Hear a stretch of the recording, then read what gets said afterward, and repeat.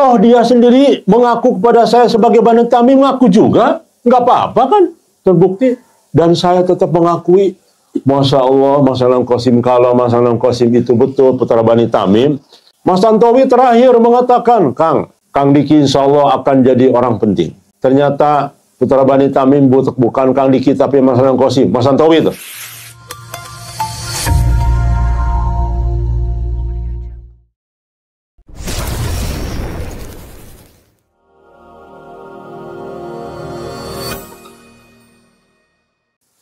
Majelis Gajah, alhamdulillah diberikan berkah yang luar biasa oleh Allah Subhanahu wa Ta'ala, karena mungkin berprasangka baiknya kita konsisten pegang Quran dan hadis dengan genggaman yang kuat, walaupun orang yang kita gadang-gadang masih kita paham keadaannya, ya. Rekan sekalian, karena tidak sedikit memakan korban. Korbannya adalah orang-orang yang sudah percaya, namun mudah terpeleset. Lemah pikiran dan hatinya. Dan mengabaikan sisi hadis dan Quran. Itulah akibatnya. Alhamdulillah, Gajah konsisten terus dan terbukti kemajuan demi kemajuan sudah kita raih. Bahkan, alhamdulillah, hampir semua media massa, baik di Indonesia maupun di berbagai belahan dunia, sudah tahu tentang Majelis Gajah dan mimpi Muhammad Qasim juga mimpi yang lain. Kenapa? Karena kita terbukti bisa memboyong banyak media massa ke sini bergiliran dari yang berbeda.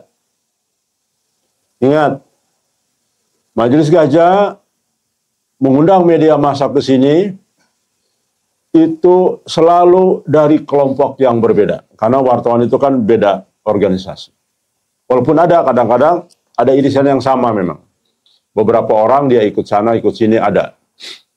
Tapi tidak banyak. Lebih banyak adalah orang yang berbeda. Itu satu bukti. Jadi, kemudian insya Allah tidak lama lagi akan selesai master plan mimpi. Dan ini kita yakini menjadi pintu masuk untuk banyak pihak mulai menoleh dan berpikir tentang mubasyirat. Insya Allah.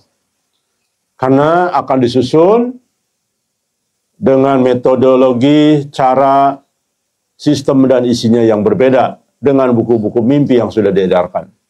Sangat amat berbeda. Berbeda jauh cara penyajiannya, dan ini insya Allah kita berani akan gagah jika pihak akademisi, pihak pemerintah, pihak aparat, atau siapapun memanggil kita.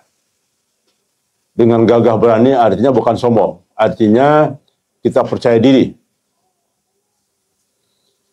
Itulah kemajuan-kemajuan Majelis Gajah. Kenapa? Karena kita memang insya Allah sesuai dengan mubasyirat yang kita terima. Bukan berdasarkan analisa saja, tapi mubasyirat yang kita terima, insya Allah Majelis Gajah di track yang benar sampai nanti ujung akhir perjuangan.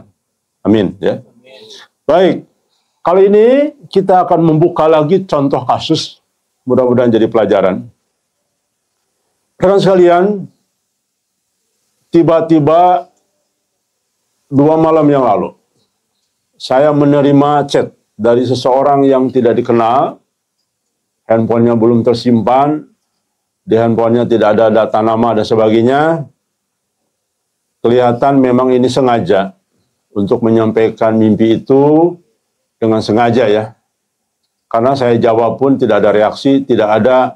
Biasanya hampir semua ketika chat saya pasti Assalamualaikum, gimana Kang Diki kabarnya, selalu begitu. Orang yang tidak kenal pasti memperkenalkan diri. Itu standar kita. Standar semua umat Islam, standar umat non-muslim lah. Semua standar. Ketika belum pernah chat, pasti akan memperkenalkan diri dulu ya. Ini tidak, langsung kirim mimpinya selesai. Saya jadi terpikir, oh setelah baca mimpinya, oh ini berarti adalah malam sebelumnya, di mana saya terus menjawab berbagai macam keyakinan satu kelompok yang menuduh saya sedang tersihir Dajjal, saya sedang salah jalan, saya sedang dikuasai fitnah dan sihir. Itu. Saya minta bukti, apa coba buktinya? Karena kalau berdasarkan mimpi Mbak Febri, kan keliru menakwilkan Mas Tantowinya. Ya. Dan kita sudah sampaikan, menurut Ibnu Sirin, kitab Ibnu Sirin, takwilnya yang benar seperti ini. Secara logika juga, fakta di sini juga bertentangan dengan apa yang disampaikan Mas Tantowi. Karena semua ini ada 70 orang tahu persis masalah itu, tapi kok hasil takwilnya Mas Tantowi beda. Yang cocok sama adalah dengan fakta di lapangan adalah takwil Ibnu Sirin. Kalau hanya itu saja, kenapa harus pada keluar dari Gaza? Kan aneh ya. Ada seperti sesuatu peristiwa besar. Saya kan selalu nanya, apa buktinya? Tidak dijawab-jawab terus. Baik. Rupanya mimpi ini analisa saya. Ternyata betul dugaan saya. Akhirnya saya paham ini mimpinya Mas Nanang Qasim. Rekan sekalian, saya akan bacakan dulu mimpinya ya. Tanggal 9 bulan 1 2004. Jam 12 malam, saya bermimpi melihat 3 ekor ular masuk ke rumah. 1 besar, 2 kecil. Ular yang besar saya pukul pakai selang air sampai mati.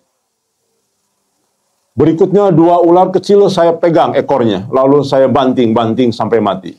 Sesudah mati, bangkainya saya buang ke kolam lele depan rumah. Kalau tidak salah, sekali lagi kalimatnya, kalau tidak salah, saya sempat terlintas dalam mimpi itu ular besar itu Kang Diki Chandra. Ininya KDC tulisannya, saya langsung perjelas. Kang Diki Chandra. Saya membaca ini kaget, waduh, saya jadi ular nih. Gawat juga nih. Karena dalam mimpi, saya paham beberapa takwil mimpi ular itu kan negatif ya. Tapi hati-hati juga, ternyata tidak semua begitu. Ada tergantung kondisi tertentu ya. Saat memukul ular itu, kepikiran Kang Diki. Wah, Kang Diki, gemuk, gitu ya kira-kira.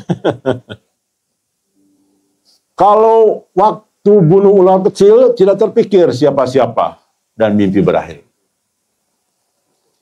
Lalu dia bangun katanya, lalu tidur lagi. Jam menjelang subuh. Setelah mimpi pertama terbangun, lalu tidur kembali dan bermimpi lagi. Dalam mimpi itu saya melihat ada jenazah Kang Diki Chandra. Waduh, saya kaget lagi. Waduh, jenazah nih. Masya Allah. Dan anak kecil yang tergeletak tidak ada yang urus. Jadi dua-duanya mati nih. Saya mati, jadi jenazah. Lalu ada yang anak kecil tergeletak. Lalu saya inisiatif membuat lubang kubur dan menguburkan 2 jenazah tersebut. Setelah selesai memasang batu nisan, tiba-tiba di dalam kubur terdengar suara, "Tolong, tolong," katanya. Kang Diki Chandra teriak minta dibongkar kuburannya karena masih ingin hidup. Masih ingin hidup. Masya Allah, kan serem kan ya membaca ini. Waduh, kalau tidak tahu takwil yang sebenarnya nih, langsung memang, wah nih berarti Kang Diki Chandra, wah ini apa? Sudah ini bahaya nih. Lalu dalam hati saya berkata, hah, Kang Diki Chandra hidup lagi? Belum sempat saya mendengar kuburannya tersebut terbelah. Tanahnya berhamburan dan Kang Diki Chandra sudah bisa keluar sendiri. Wah, ini ajaib ya, kuburan. Lalu beberapa waktu kemudian Kang Diki Chandra sudah mendekati saya, namun di dalam hatinya masih tidak terima, seperti tidak ikhlas dengan kenyataan yang terjadi, dan hati saya berkata, itulah bisikan Dajjal. Ada kata-kata Dajjal ya. Waduh, saya bilang, saya akhirnya kayak Muhammad Qasim nih, tersihir Dajjal juga nih. Sebelum saya takwilkan ya. Tapi sekali lagi, saya sudah biasa tenang menghadapi genting apapun. Saya sudah biasa tenang. Saya tenang dulu aja. Cuma ada hati, wah jangan-jangan nih benar tersihir Dajjal ya. Setelah itu lalu saya ajak untuk antri makan di sebuah pesantren. Namun dia sepertinya nyantai-nyantai saja. Maksudnya Kang Diki nyantai-nyantai saja. Lalu saya bilang, ayo nanti kehabisan lauk. Akhirnya saya duluan ambil makan, antrinya sangat banyak. Benar saja, Kang Diki Chandra cuma kebagian lauknya sedikit. Oh, Kang Diki sedikit. Mimpi pun berakhir. Teman-teman sekalian, sekali lagi, kalau membaca mimpi ini saja, tanpa ditakwilkan oleh ulama yang menguasai Quran dan hadis, maka bisa jadi salah takwil. Majelis Gajah sudah menyampaikan lantang beberapa minggu lalu, silahkan nonton di video Gajah sebelumnya. Ternyata kita baru menyadari syarat-syarat penakwil itu memang di dalam kitab Ibnu Sirin dan kitab-kitab yang lainnya harus orang ahli Quran, ahli hadis, karena mimpi dari Allah itu semua simbolnya sama dengan ada yang di Quran dan hadis. Maka dari itulah seluruh tim, ada 6 orang dari tim Majelis Gajah dan ditambah dengan Bro Ahmad, Mas Ahmad yang membantu. Bahkan saya tunjuk menjadi editornya. Jangan sampai yang 5 orang dari Majelis Gajah ini tidak netral. Saya pesan saya ke Mas Ahmad, silahkan tanya. Pokoknya hasil master plan mimpi ini harus apa adanya. Tidak boleh berpihak, tidak boleh ditambah sesuai sekehendak hati. Harus murni sesuai dengan takwilnya. Dan kita putuskan kita akan menggunakan metode Ibnu Sirin dan Ibnu Khaldun sesuai dengan kitabnya. Alhamdulillah rekan sekalian, dari pencarian kita tim, kita putuskan dibantu oleh teknologi, yaitu kita ambil yang berbayar, cukup mahal, ya, berbayarnya 370.000 per bulan, yaitu ChatGPT, bukan pakai Meta AI, bukan. Kita sudah adu cross check, ternyata betul Meta AI banyak yang keliru.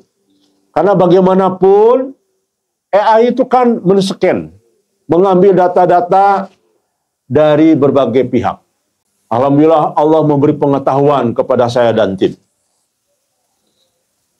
Kita sudah cross-check, sudah uji, ternyata AI betul. Dan tapi hebatnya gentle AI itu. Mohon maaf ada kekeliruan. Ada chatnya, saya buktikan screenshotnya. Kami akan perbaiki katanya, begitu. Jujur dia. Anda keliru ini. Hadis ini loh, bukan itu. Oh maaf, dia minta maaf. Mohon maaf, ternyata kami keliru. Nanti kita perbaiki, coba. Lebih bagus saya loh, gentle ya. Maka ChatGPT sudah kita uji. Wabil khususnya tentang tafsir mimpi.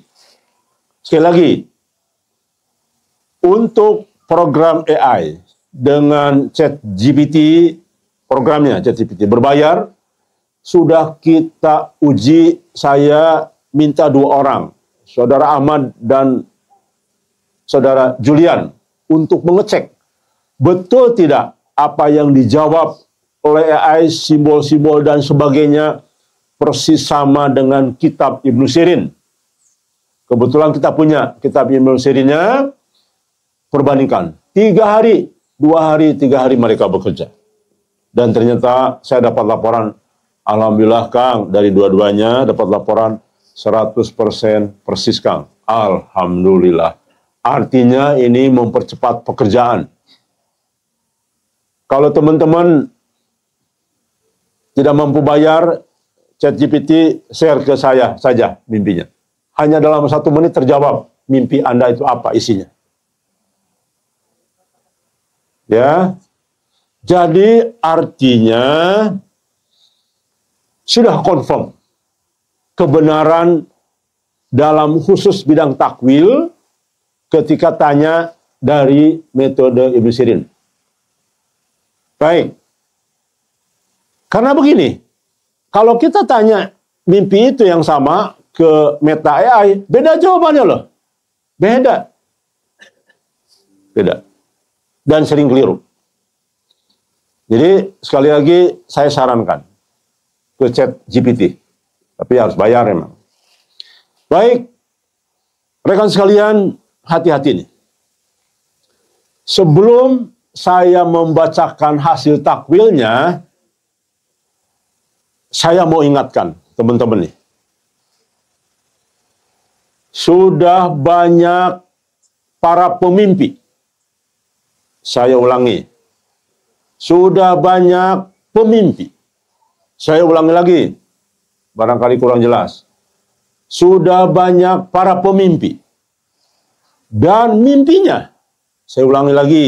Dan mimpinya. Dan mimpinya. Kenapa saya ulang? Penting. Untuk jadi pelajaran bagi kita. Para pemimpi dan mimpinya telah banyak menjadi sumber fitnah dan memakan banyak korban. Ini penting. Mari kita belajar. Alhamdulillah Majelis Gajah, Masya Allah, Alhamdulillah, diberikan pengetahuan ini, diberikan pengalaman ini oleh Allah.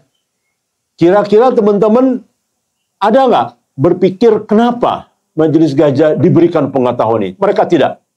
Rekan sekalian, ingat, saya menduga, saya menganalisa, kelihatannya Dajjal nanti akan juga banyak diberikan mubasyirat, mimpi. Tapi bisa jadi ujian. Bisa jadi. Kenapa? Karena begini. Kita kan punya target nih. Agar umat mulai percaya dengan mubasyirat. Insya Allah lama-lama semakin banyak orang yang percaya mimpi. Apalagi dengan master plan mimpi yang sudah kita susun. Maka tentu Dajjal harus punya juga cara merekrut orang dari semua lini. Orang yang berpikir harta karun, dikasih harta karun. Orang yang berpikir syahwat, dikasih syahwat. Orang yang berpikir tentang mubasyirat, dikasih mubasyirat. Diberikan iming-iming soal mubasyirat. Makanya pengikutnya banyak. Kepada orang berilmu, wah, Dajjal ilmunya di atas mereka. Rekan sekalian, ini fakta. Ingat, siapa coba? Mimpi Ci Susila. Bahkan tidak tanggung-tanggung korbannya sudah banyak yang murtad. Jika kita mengikuti kaidah kitab-kitab ulama. Silakan nonton video Gajah sebelumnya. Para ulama dalam kitabnya, saya baru tahu kemudian, kaget. Orang yang percaya adanya Rasul selain Nabi Muhammad SAW, maka dia murtad. Bayangkan. Korbannya tidak tanggung-tanggung. Korbannya tidak tanggung sampai dengan titik nadir. Orang yang paling di titik nadir di hadapan Allah tentu orang kafir. Kalau umat Islam murtad, disebut Islam bukan? Bukan. Sudah jadi orang kafir. Bayangkan. Ngeri. Ngeri-ngeri sedap. Ya. Bayangkan. Silakan nonton video kita sebelumnya yang berjudul hampir kurang lebih begitu. Korban Susila. Ya. Kedua, contoh korban helpernya Muhammad Qasim tercerai-berai. Gara-gara Qasim memimpikan ada seseorang yang menebar sihir Dajjal ke grup gajah. Tanpa ditakwilkan, tanpa berpikir jernih, padahal tanpa ditakwilkan, kalau kita semua membaca mimpi itu, kelihatan kok, loh, gajah ini korban. Dan ada yang selamat sepertiganya. Di situ mimpi Qasim bilang. 2/3 mukilin Qasim dan keluarganya. Menghantam keluarga Qasim. Dengan tanpa takwil pun. Makanya tetap bertahan di gajah. Hanya sedikit yang keluar. Kenapa? Karena secara logika loh. Mimpi ini korbannya gajah. Ada orang tersihir gara-gara satu orang nih. Menyebar sihir Dajjal. Kan seharusnya Qasim bilang, tangkap yang menyebarkan sihir Dajjal. Cari siapa itu. Selamatkan gajah. 1/3 orangnya akan selamat. Selamatkan. Kan kalau orang pinter dikit aja pasti begitu. Ini Qasim memutuskan bubarkan gajah. Tinggalkan dikit. Coba. Kan ini zolim. Al-Mahdi sudah zolim. Al-Mahdi sudah menyesatkan. Betul. Ada dalilnya. Sudah saya sampaikan. Ya. Itulah fakta yang terjadi. Jadi betul. Terutama yang sudah saya bacakan. Ya, hasil jalan dengan hadis Sunni. Hadis Syiah itu. Al-Mahdi itu ternyata banyak ya semacam menyesatkan lah, saya lupa itu kalimatnya ya, sudah saya bacakan. Orang-orang dari agamanya. Salah jalan gitu, kalau tidak salah. Dari agamanya. Luar biasa. Dan terbukti Allah kasih kabar gembira. Bukan gajah bubar, gajah tambah orang jumlahnya. Sampai hari ini bertahan. Lalu kemudian banyak mubasyirat bermunculan tentang kita. Dan semua alhamdulillah kabar gembira. Demikian juga dengan gara-gara mimpi Qasim. Kenapa orang-orang jadi bodoh tidak bisa baca mimpi Qasim? Tapi ini gempur terus. Waduh, tinggalin gajah. Itu 2 tahun, bertahun-tahun. Kita sabar saja.